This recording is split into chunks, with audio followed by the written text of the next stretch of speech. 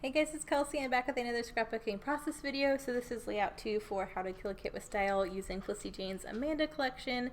I didn't have a challenge for this one or anything. I just really wanted to use a more multicolored paper from this collection because the first page I made was pretty monochromatic with the pink with little pops of that green color. I thought it'd be fun to try and jump into the more colorful papers. So I have a photo of me. This was my 28th birthday last year. This was actually at our family reunion in Minnesota.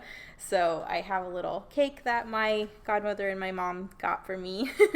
And I'm starting out by creating a visual, I don't know, horizontal look with some of the pocket cards. I really wanted to use at least a couple pocket cards on this page and take advantage of the fact that this is one of the multicolored pages. So I have one of the rainbow cards. I also have one of the cards that says summer, summer, summer. There's a lot of summer themed things in this collection, obviously because it's from July, which is summer, but I'm not really in summer in most of my pages I've been making, so since this one was July, I really wanted to get some of those used up. So I love this summer one because it has all the colors from the background in it, and it also kind of tells you the frame of, I don't know, time, I guess, although it's pretty obvious because if it's my birthday, I know what month it is and what day it is. But yeah, so I started out with this 4x4 photo, matted it on white. I have two of these 3x4 pocket cards, and it left this kind of awkward gap. So I decided to use this cute little Amanda die cut and a glassine dragon doily to layer up a little cluster to fill that gap between those two pocket cards because I really wanted the cards to stretch edge to edge with this little, I don't know, 1/8 inch gap between everything just to kind of make it clean. I didn't want them all stacked together because I did want you to see the striped background in between each of these elements because these elements I just happen to line up over the two blue colors. So I like that you can see little peaks of that blue coming between each of these things. But I'm just creating this little cluster here with this little girl. I think she's super cute. I am pulling in one of the pink scallopy I guess cut aparts. I used it from the front sheet of the collection that kind of gives you a little peek at what all the collection is. They do the same with the solid papers and the scallops. So that's just a piece of that I had cut apart to use. And I just wanted her to have a little horizontal thing to stand on. I also have one of the branding strips running across the bottom of everything just to kind of anchor everything in place. So I'm kind of just creating a little scene for her there, but she's super cute. I have this little today from the ephemera I thought was going to be adorable. And yeah, that's pretty much where I'm starting. I got stuck here. I got stuck really early. I knew I wanted this type of design, but once I got to this point, I kind of got stuck and didn't know what else to do. So default for me, for Felicity Jane, not with all collections. It's so weird to me how when I'm using different collections, I do different things. Felicity Jane is just one of those collections where if I get stuck, I'm like, oh, do some stitching. So I did stitching on the last layout, so I already had all my supplies out, so I decided to stitch on this one as well. So you'll see that in a minute. I know this is silly, but my arm in this photo is really bothering me, and it's all I can look at. And I don't want to look at it. And it's fine. Like, you know, it's not a big deal, but to me, I just want to cover up that part of my arm. Some of you guys get on to me about covering up pieces of the photo. Sometimes I do that on purpose. I know I'm covering up a part of the photo, but it's because I want to. So I am just creating a little layery detail here. I'm pulling in some of the same colors that's in the Amanda die cut. So I have this light pink little tag here, a little mustardy yellow chipboard bit, and a pink heart just to pull the colors that are in her across the photo into this little cluster. And I'm just creating a little cute detail over there to camouflage my arm. So that's what that's about. I did put a little bit of white embroidery floss, like stitching thread, through the tag, just because I knew I was going to end up stitching on this layout. So I figured instead of twine, I would just use the same thread that I'm going to be stitching with.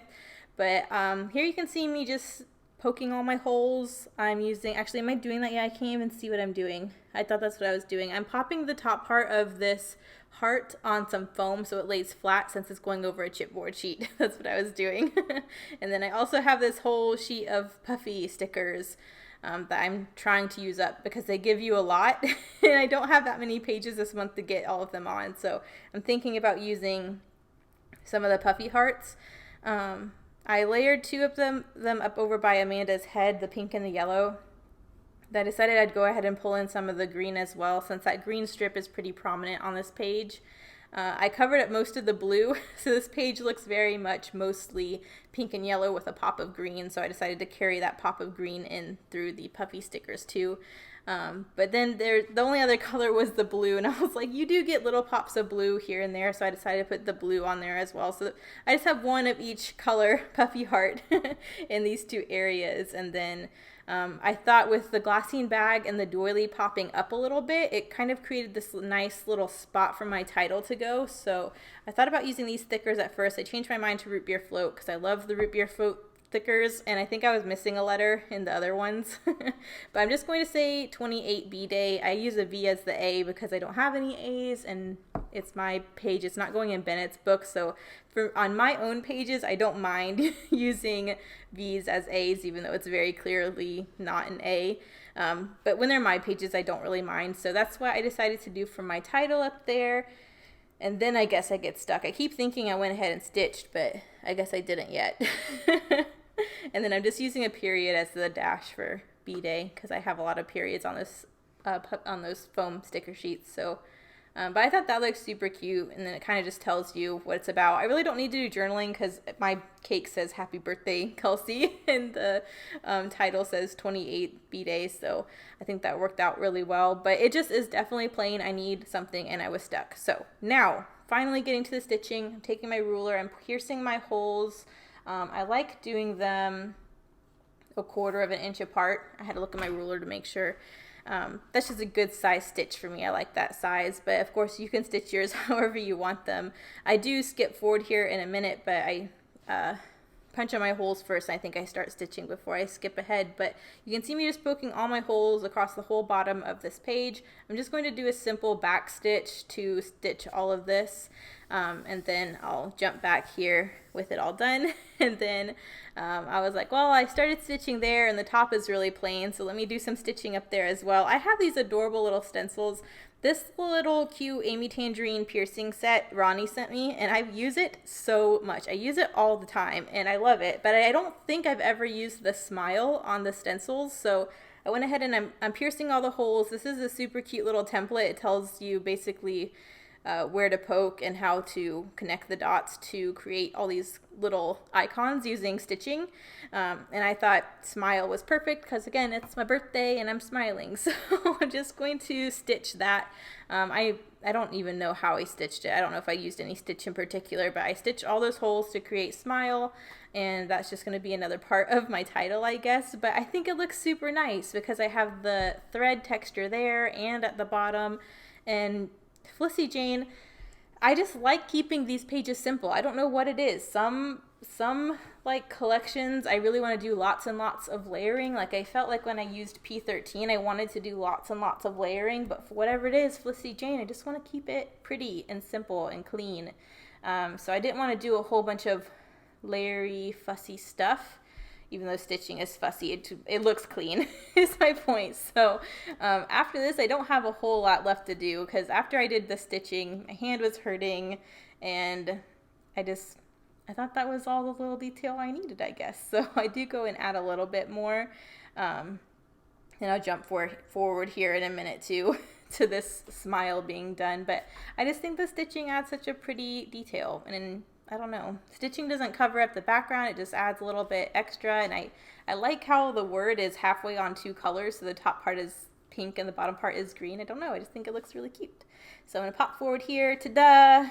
Movie magic. Smile is done and all stitched down.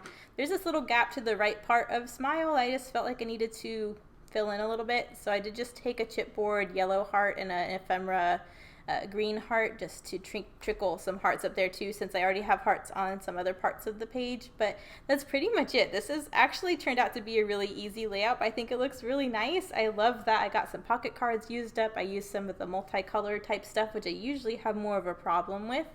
But yeah, here are the close-ups. Thank you guys so much for watching. I'll see you in the next one. Bye.